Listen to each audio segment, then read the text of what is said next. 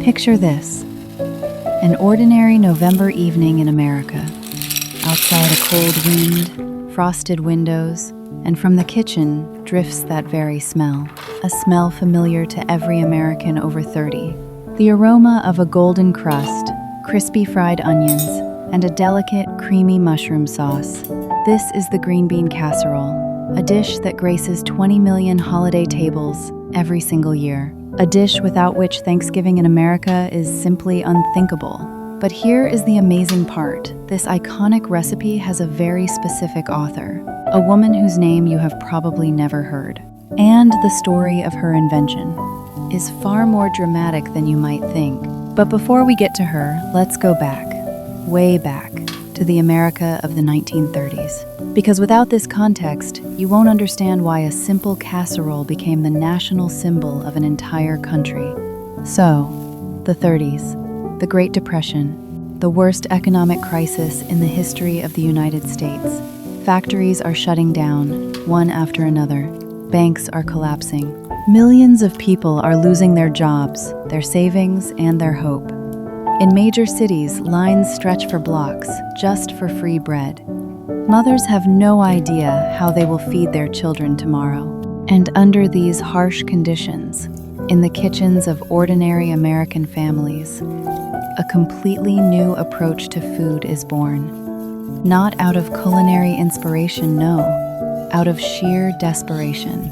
Housewives open their pantries and look at what they have: a can of tuna, a cheap bag of egg noodles, leftover sauce, and they think, what if we just mix all of this together and bake it in one dish? And that is how the first great American casserole was born, the tuna noodle casserole. The recipe was almost shamelessly simple.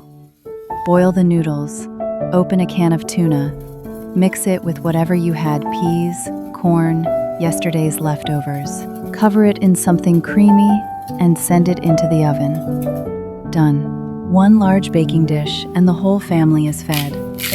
It wasn't gourmet dining. It was a meal of survival. And that is exactly why it became so important. But here is what's interesting. The true turning point in the history of American casseroles didn't happen in someone's home kitchen. It happened in a factory. In 1934, the Campbell's Company, yes, the one with the famous red and white cans, released a product that would forever change the culinary landscape of the country: condensed cream of mushroom soup. You might think, well, it's just soup. What's the big deal? But the truth is, this soup, thick, creamy, with a rich mushroom flavor, instantly replaced the classic French bechamel sauce. That famous white sauce that required butter, flour, milk, constant stirring, and at least 20 minutes at the stove. Now imagine you just open a can, and you have a ready-made base for any casserole. For any dish you wanted to make rich and creamy, it was a revolution. When World War II began, this canned soup became an absolute lifesaver. Men went off to the front lines. Women worked in factories for 12 hours a day. Food was strictly rationed. There was simply no time to cook. And this little red and white can became the symbol of how you could feed a family quickly, cheaply, and deliciously during the hardest of times. And now, let's fast forward to 1955. The war is long over. America is experiencing an incredible economic boom. New homes, new cars, new refrigerators in every kitchen. But the habit of cooking quickly and simply, it never went away. It had taken root in the culture. And right at this moment, our heroine steps onto the stage. Her name was Dorcas Riley. Remember that name. Dorcas worked in the Campbell's Test Kitchen in Camden, New Jersey. It was a special place, a massive laboratory where dozens of chefs and home economists spent every day inventing new recipes using the company's products. Hundreds of experiments, thousands of ingredient combinations. And then one day, just an ordinary workday, a request comes into the kitchen. A reporter from the Associated Press, one of the largest news agencies in the world, asks them to come up with a simple vegetable side dish, a recipe for everyday American families. with one crucial condition: all the ingredients had to be things that were already sitting in the pantry of a typical housewife. Nothing exotic, nothing expensive, nothing complicated. Dorcas gets to work. She stands in the kitchen, scans the shelves, and begins to gather what's on hand. A can of green beans, a product that cost pennies back then and was in every home. A can of their signature cream of mushroom, soup-thick, fragrant, the perfect sauce, and crispy fried onions. The exact same ones in the little tins that Americans loved adding to salads and sandwiches. She mixed the beans with the soup, poured it into a baking dish, and generously topped it with those crispy onions. And into the oven it went. 30 minutes later, when the dish was pulled from the oven, a hush fell over the kitchen. A golden crust of fried onions covered the delicate, creamy mixture. The aroma of mushrooms and caramelized onions filled the room. One bite, and everyone exchanged glances. It was so incredibly simple and so unbelievably delicious. The smoothness of the mushroom sauce, the slight crunch of the green beans, and that amazing contrast with the crispy onions on top. Every bite was a little explosion of textures and flavors. 5 ingredients, 10 minutes of prep time, 30 minutes in the oven, and a result that makes you close your eyes in pure enjoyment. Dorcas modestly named her creation the Green Bean Bake. Nothing pretentious, nothing loud. She could never have imagined that this recipe would outlive her, that it would become a part of an entire nation's history. The recipe was published. It was printed in newspapers across the country. Housewives tried it and fell in love.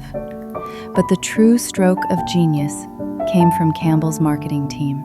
They made a decision that changed everything. They started printing Dorcas's recipe right on the labels of their mushroom soup cans. Think about that for a second. You're standing in the grocery store, you pick up a can of soup, you turn it around, and there is a ready-made recipe for an amazing dish. All the ingredients are right there, on the nearby shelves. It was viral marketing, long before the term even existed, long before the internet, before social media, before YouTube. A simple label on a can did what million-dollar advertising budgets do today. And the recipe began to spread like wildfire, from mother to daughter, from neighbor to neighbor, from state to state. Every Thanksgiving, every Christmas, this casserole appeared on the tables of more and more families. It became more than just a dish. It became a tradition, just as essential as the turkey with cranberry sauce. Years passed, decades. Presidents changed, fashions changed, the world changed. But Dorcas Riley's recipe remained exactly the same. The same 5 ingredients, the same principle. Simple, fast, delicious. And every year in November, when American families gathered around the holiday table there, right next to the golden turkey, sat this very casserole, like a bridge connecting generations. Grandmother made it for mother, mother made it for daughter, the daughter now makes it for her children. The same recipe, the same taste, the same memories. Did you know that today, according to official data from the Campbell's Company, about 40% of all their cream of mushroom soup sales go toward making this exact casserole? 40%. That is hundreds of millions of cans every single year. One woman, one recipe, and an entire empire. And in 2002, an event occurred that put the perfect finishing touch on this incredible story. The original recipe card, the very one written by Dorcas Riley's hand in 1955, was ceremoniously inducted into the National Inventors Hall of Fame of the United States. Right next to Thomas Edison's patents, right next to the Wright brothers' blueprints, sits a small recipe card for green bean casserole. And that speaks volumes. Dorcas Riley passed away in 2018. She was 92 years old, a humble woman who never sought fame. She once said in an interview, "I am still surprised that people love this recipe so much. I just used what we had on hand." And you know what? That, perhaps, is the greatest secret of this entire story. The greatest culinary masterpieces aren't born in Michelin-starred restaurants, not from expensive and rare ingredients, not from complex techniques that take years to master. They are born in everyday kitchens, out of what is simply on hand, out of the simple need to feed the ones you love, out of care, out of warmth, out of love. This casserole is not just food, it is the history of an entire country, a story of how a nation went through depression, war, and change, and carried with it a simple recipe on a little card. A recipe that brings families together around one table, every year, time and time again. And now, I want to ask you a question. Do you have a dish like this? A recipe that gets passed down in your family from generation to generation?